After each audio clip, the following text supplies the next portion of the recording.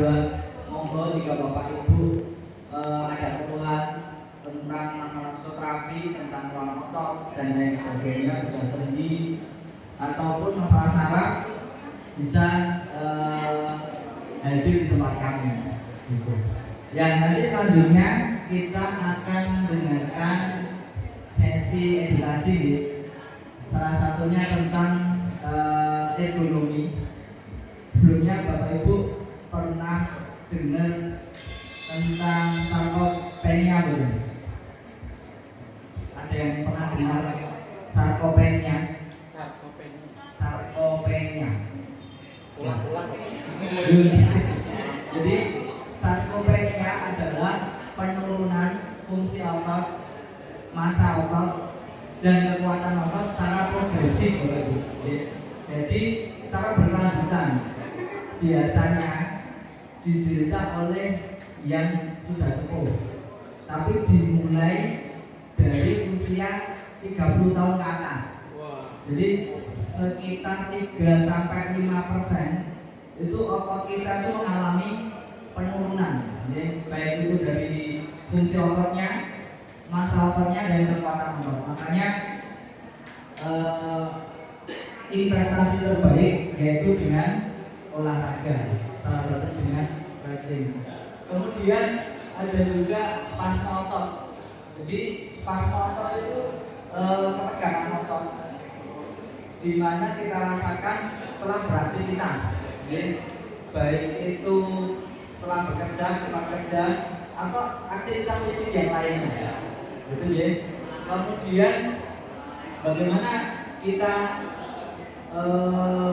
menangani dari spasma otot tersebut, dan juga untuk mencegah atau kalau sarkopenia itu mesti akan terjadi, jadi tidak bisa kita cegah.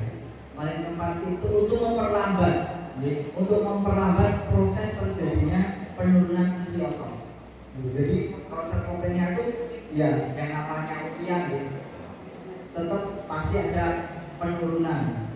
Kayak kita punya motor bisa juga ada servis dan lain sebagainya. Begitu juga dengan tubuh kita.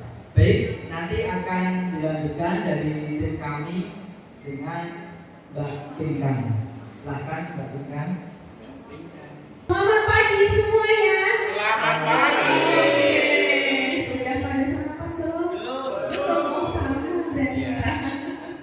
Perkenalkan, saya fisioterapi Pinkan Duatirani dari Rames Primary Care. Di sini saya akan berbagi sedikit tentang edukasi recovery cerdas kunci memelihara otot setelah beraktivitas. Oke, kira-kira saya tuh manggilnya kakak-kakak aja ya. Saya masih pada muda ya. Ya, oke, kita semua sepakat ya di sini kalau aktivitas fisik itu penting bagi kesehatan dan kebugaran. Nah, tapi itu kita sering lupa kalau yang penting itu nggak cuma aktivitas fisik, tapi itu recovery atau pemulihan. Biasanya sering terlewat ini recovery atau pemulihan.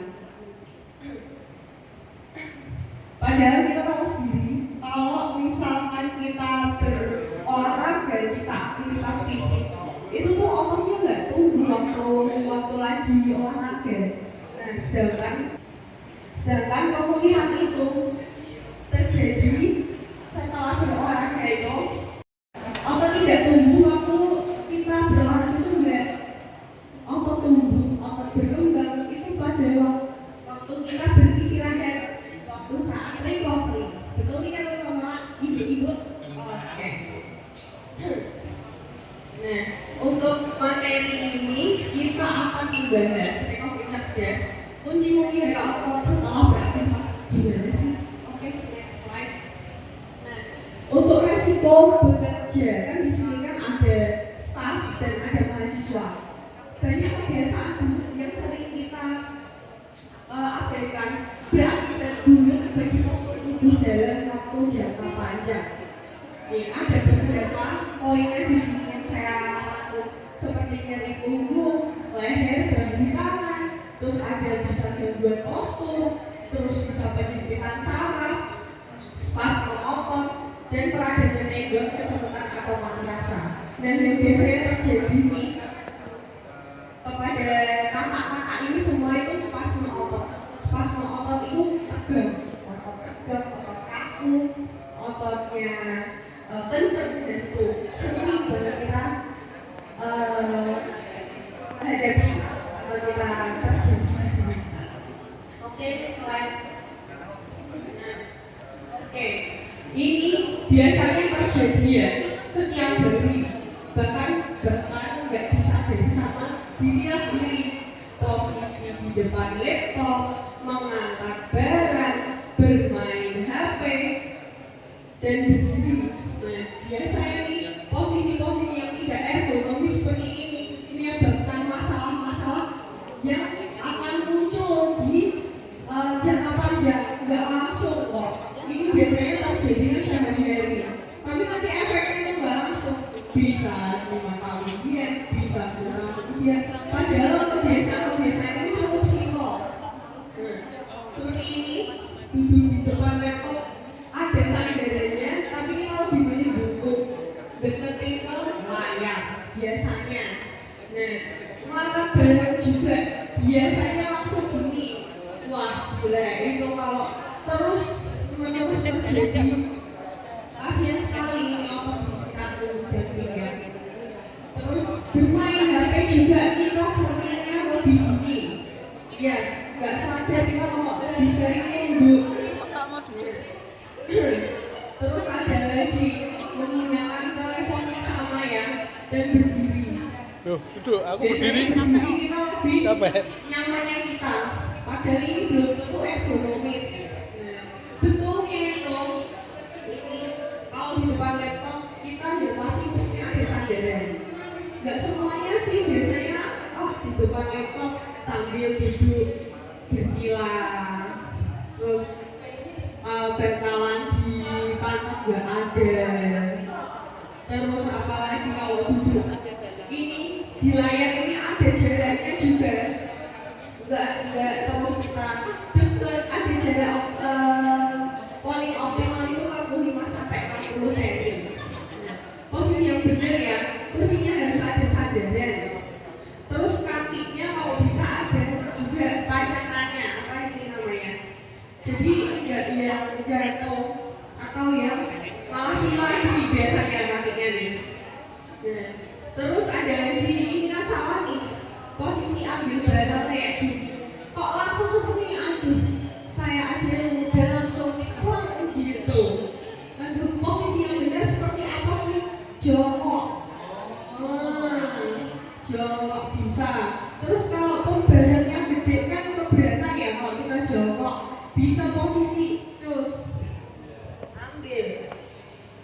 Oke, pastikan pinggang punggung itu lurus, nggak gini. Cus. Biasanya kok nggak disadari sama kakak-kakak semua ini, langsung gini, dan itu terjadi berkepanjangan.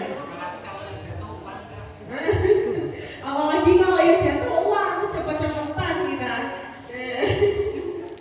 Nah, makanya kita perlu sadari ya, gerakan-gerakan simpel seperti itu pun kalau dilakukan berkepanjangan jadi efek seperti tadi, gangguan postur, spasme otot, bisa jadi juga sampai penjepitan saraf kalau kita nggak sadar. Lanjut. Nah, ini yang tadi dibahas sama Pak Bandung sedikit ya. Sarkopenia itu apa sih? Saat seseorang memasuki usia 30 tahun akan mengalami penurunan fungsi dan penurunan massa otot sekitar 3-5% per dekade atau setiap 10 tahun. Ini menurut Chandili et al. Dari National Library of Medicine, Clinical Definition of Sarcopenia. Tanda gejalanya atau cirinya kok bisa mengetahui sarkopenia ini terjadi. Yang pertama, ukuran ototnya mengecil, terus sering lemah, sering lelah, daya tahan tubuhnya turun, terus kesulitan melakukan aktivitas fisik, misal tiap hari naik turun tangga, terus membawa belanjaan berat, terus bangun dari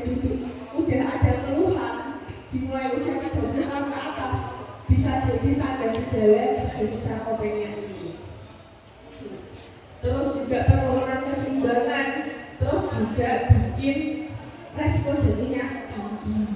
Dan jadi lumayan ini ya, bikin pikiran kalau di sini pasti semuanya usianya 30 tahun ke atas, atau ada yang lebih kurang. Enggak ya? Atau belum ada yang 30 tahun di sini. Masih ada 20-an ya di sini ya. Berarti belum bisa ya besar kopinya ini. Aman berarti ya. Oke, lanjut. Oke, pentingnya stretching dan latihan beban supaya nggak terjadi sarkopenia di usia 30 plus. Disarankan bagi pekerja yang aktivitasnya statis seperti duduk di depan laptop, berdiri lama, terus naik turun tangga, itu dianjurkan untuk melakukan stretching minimal 1 jam sekali. Nggak usah lama-lama, 2-5 menit aja. Ini menurut Kemenkes 2018. Fungsinya apa sih stretching itu? Yang pasti mengurangi gangguan otot, terus meningkatkan fleksibilitas, meredakan nyeri dan meningkatkan mobilitas sendiri. Terus kalau stretching, aku tuh udah sering stretching kok Mbak, aman aku, udah sering, aku juga sadar. Kalau stretching kok aja nggak cukup, kita perlu latihan beban juga. Buat apa sih? Buat penguatan otot. Kalau stretching kan untuk mengulur aja ya, jadi perlu latihan beban juga.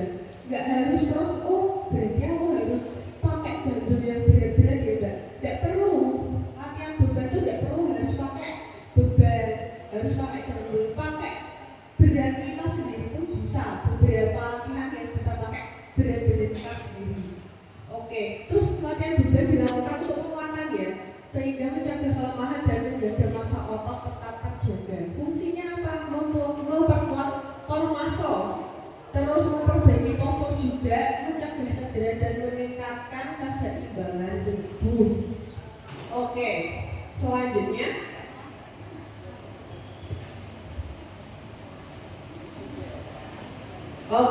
latihan yang dapat dilakukan ini bisa dilakukan semua di kursi. Kan tiap hari ini pasti kebanyakan aktivitasnya duduk. Kalau nggak duduk berdiri lama, kalau nggak naik turun tangga, kalau nggak berkendara, pasti semuanya berkendara. Yuk bisa dilakuin satu-satu yuk kita praktek satu-satu latihannya. Yuk tangannya lurus ke depan, tangan lurus ke depan bisa. Oke, tarik terasa sampai bahunya di area bawah sini sampai terasa ketarik. 1, 2, 3, 4, 5, 6, 7, 8, 9, 10. Yuk ke atas. 10 kali ya Kak? Iya betul. Yuk sampai ketarik 1, 2, 3, 4, 5, 6, 7, 8, 9, 10. Lagi. Terasa ketarik? Tahan. Sakit pelan-pelan. Itu berarti tanda sakit Kak. 1, 2, 3, 4, 5, 6, 7, 8, 9, 10. Oke, bahunya naik ke atas. Oke, turun 10 kali. 1, 2, 3, 4, 5, 6, 7, 8, 9, 10. Oke, tangannya kiri. Nah, ini tarik di belakang. Kepalanya miring ke kanan. Ini harus ditempel di tempat kerja ya Pak? Ya harusnya ya Pak ya. Di foto boleh. Ada materinya Kak? Oke, di-share ya, apa-apa. Yuk, di miring, kepalanya miring sini, rasakan ada yang ketarik. Kalau tangan kirinya yang tarik. Oke, tahan 1, 2, 3, 4, 5, 6, 7, 8, 9, 10. Oke, lagi tangan. Ini yang biasa ngetik, biasa nulis. Yuk, tangannya ditekan. Oke, rasakan ada tarian di tangan sini. Oke, tahan 1, 2, 3, 4, 5, 6, 7, 8, 9, 10. Ke bawah, sip, ke bawah. Nah, sip. Oke, tahan 1, 3, 4, 5, 6, 7, 8, 9, 10. Lurus ya. Sip. Nah, oke. Terus Udah mulai juga kelihatan lah. kanan, kiri. Oke, 1, 2, 3, 4, 5, 6, 7, 8, 9, 10. Oke, yang dua ini perlu kursi ya, karena harus ini juga. Ini bisa sih. Lurus kakinya, lurus semua. Oke, lurus semua. Kaki kanan hilang. Tekuk. Tekuk kakinya. Isi. Oke, nah ini, nah oke. Tengoknya kanan, kakinya, oke. Kaki kanan ke kiri. Sip. Pasal lucu dewe. Ayo dilakuin bersama-sama. Pasal. Apa yang menarik otaknya? Yuk. Pasal kewalik. Yuk, yuk. Kakinya kewalik. Ayo, oke. Sip. Tahan. Oke. 1, 2, 3, 4, 5, 6, 7, 8, 9, 10. Nah, sip. Oke. Terus cekok. Wah tembak. Duduk. Ulang belakangnya. Tahan 1, 2, 3, 4, 5, 6, 7, 8, 9, 10. Oke. Yang paling gampang bisa dilakuin selama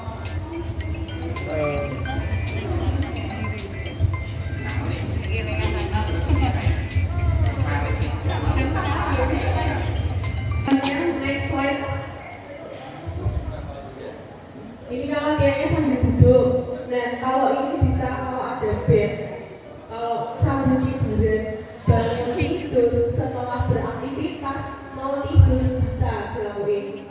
Yang pertama bisa ini, lututnya ditekuk bisa. Sip. Satu lutut, ini 2 lutut bisa. Terus ini lututnya nekuk ke kanan, ke kiri, ke kanan, ke kiri. Bisa ini jadi PR di rumah. Kalau bisa dilakuin di kos di rumah, ya ada kasurnya bisa dilakuin. Enak ini nanti. Ini fungsinya apa sih kalau kita sering duduk, terus aktivitas fisik lama, lihat laptop lama, itu nanti kemungkinan ada bisa terjadi kelainan bentuk tulang belakang. Kita tahu sendiri bentuk tulang belakang itu kan kayak nggak lurus ya. Dan itu kalau kita sering misal di depan laptop lihat layar terus atau lihat HP terus bisa bungkuk, itu disebut kifosis. Nah, terus kalau misalkan ini di sini ada mungkin kalau yang over beratnya perutnya maju, ini pegangnya kan ikut maju. Nah, itu nanti tulang belakangnya bentuknya lordosis. Jadi dia maju gini, nggak enak banget ini di sini kenceng. Terus yang ketiga ada skoliosis. Nah, tulang belakangnya bentuk ES. Biasanya sambil natap laptop, sambil nulis, kalau nulis miring gini atau miring gini, posisi nggak ergonomis itu juga bisa memicu kelainan bentuk tulang belakang. Nah, latihan-latihan ini tadi mungkin bisa mengurangi atau bahkan bisa mencegah adanya masalah atau kelainan yang bisa timbul. Oke, terus dari tadi kan kita bahas stretching latihan beban. Itu kan kita proteksi diri sebelum keluhan itu terjadi. Terus gimana? Next slide. Fungsi fisioterapi di sini. Fungsinya apa? Kalau bisa udah ada keluhan, aduh mbak, kok aku sering boyokan. Aduh mbak, bahuku kok kenceng-kenceng ya. Aduh mbak, kok kakiku sering kesemutan. Nah, kita fisioterapi bisa membantu. Dengan apa sih kita membantunya? Kita ada alat kalau di fisioterapi. Ada ultrasound, ada inframerah, ada TENS, stimulasi listrik, dan ada latihan. Terus ini apa tuh mbak itu ultrasound? Apa itu inframerah? Apa itu TENS? Ultrasound itu alat fisioterapi. Fungsinya untuk relaksasi jaringan, perbaikan jaringan, mengurangi nyeri bentuknya kayak gosokan gitu. Itu enak banget kan. Mungkin di sini ada yang udah pernah ke fisioterapi sebelumnya dan mempunyai masalah. Belum ada ya, semoga nggak ada. Karena kalau kita melayani orang terus cepat sembuh, nggak usah balik ke fisioterapi kasihan, iya kan? Terus ada inframerah juga, sinar inframerah buat relaksasi jaringan untuk memperlancar sirkulasi darah. Oke, terus ada alat TENS stimulasi listrik, itu fungsinya untuk mengurangi nyeri. Nah, untuk stimulasi sarafnya untuk memblokir nyeri juga. Terus kalau fisioterapi nanti nggak cuma pakai alat tok, tempel alat tok terus pulang, nggak, kita kasih latihan juga. Latihan-latihan yang bisa untuk mengurangi keluhan, bisa menyembuhkan juga. Nah, jadi terus ini kan buat proteksi ya, latihan stretching, latihan beban. Terus kalau Tuhan gimana? Datang ke fisioterapi. Oke. Terus next slide tadi. Oke. Nah ini hubungi untuk reservasi dan free konsultasi. Mau tanya apa aja, mau tanya berbagai keluhan free kita. Bisa langsung tanya-tanya di WhatsApp kita, bisa dicatat. Nggak bayar kalau cuma tanya-tanya. Terus TikTok sama Instagram. Oke. Mungkin setelah ini akan ada sesi tensi, cek kesehatan sama mini terapi dengan rekan-rekan fisio yang lain. Nah mungkin bisa masing-masing ceritain keluhannya, ceritain aktivitasnya, biasanya ngapain aja. Oke. Mohon maaf bila saya tadi di awal ada sedikit gangguan. Dan selama saya kasih penyuluhan ada yang kurang lancar, mohon dimaafkan. Terima kasih semuanya karena sudah mendengarkan. Oke, saya tutup. Wassalamualaikum warahmatullahi wabarakatuh. Nanti semua keluar dan duit nanti kita menjawab tidak bisa. Semua keluhan yang berhubungan dengan fisioterapi atau kemudian ada kabar baik ya. Jadi dari kami itu ada member. Jadi member itu harganya 50.000 ya. Keuntungan menjadi member nanti ada potongan-potongan di klinik kami. Ada beberapa tindakan fisioterapi umum, kemudian masas, general masas sama sport masas. Nanti di situ kita ada potongan-potongan jika panjenengan memiliki member. Nah, jadi silakan, misalkan panjenengan butuhkan fisioterapi atau yang fisioterapi, silakan datang ke klinik kami atau menghubungi nomor yang tertera. Nanti dengan menunjukkan ID card ya, yang dari sini, Undip, silakan datang ke klinik kami. Nanti kita berikan member gratis, ya. Kita berikan member gratis. Silakan di